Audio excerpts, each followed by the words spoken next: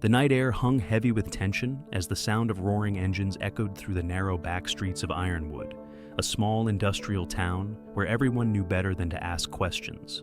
The streets were empty, and the only light came from flickering street lamps and the neon sign of the Rusted Hog, a biker bar on the edge of town. Inside, the atmosphere was thick with smoke, beer, and secrets. At the bar, Grady Kane, the leader of the Black Serpents, leaned over a table, his leather vest emblazoned with a coiled snake and jagged wings. His sharp, calculating eyes scanned the faces of his crew, each man waiting in tense silence. They all knew what was coming. Grady tossed a folder onto the table, its contents spilling out. Photos, addresses, court transcripts. "We've got a problem," he growled, his voice low and dangerous. The men leaned in, their faces hardening as they recognized one of the photos. Eli Carter, a former member of the Black Serpents. He'd vanished from the gang 6 months ago, supposedly to go straight, but now they knew the truth. "He's been talking to the cops," Grady continued, tapping the photo. "Names, routes, drop points, everything we've worked for, all of it. Gone." The gang shifted uneasily.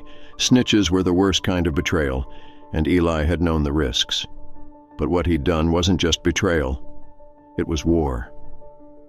One of the bikers, Deacon, a burly man with a scar running down his jawline, slammed his fist on the table. "Where is he now?" Grady's lips curled into a sinister grin.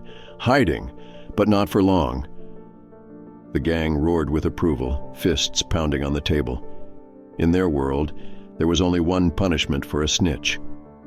Miles away in a dimly lit apartment on the outskirts of town, Eli Carter sat at his kitchen table, a cigarette burning between his fingers.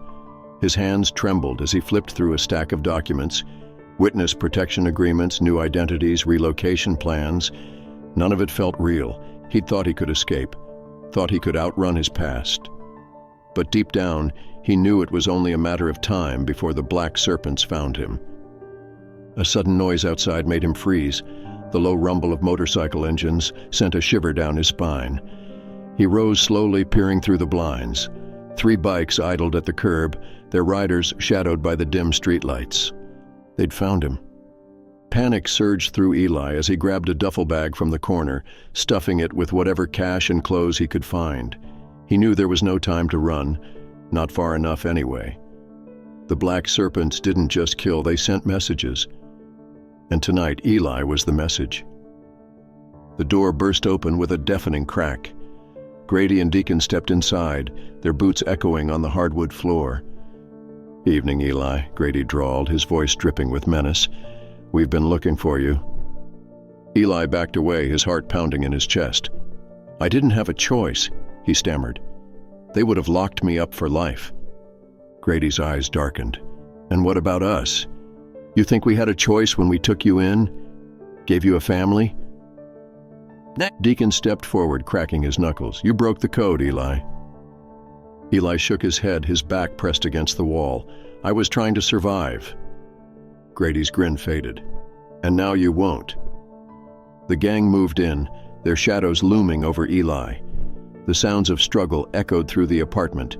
Crashing furniture, muffled shouts, the dull thud of fists connecting with flesh. When the noise finally died down, Grady stood over Eli's motionless form. He wiped the blood from his knuckles, his expression cold. Deacon lit a cigarette, exhaling a cloud of smoke. "What now?"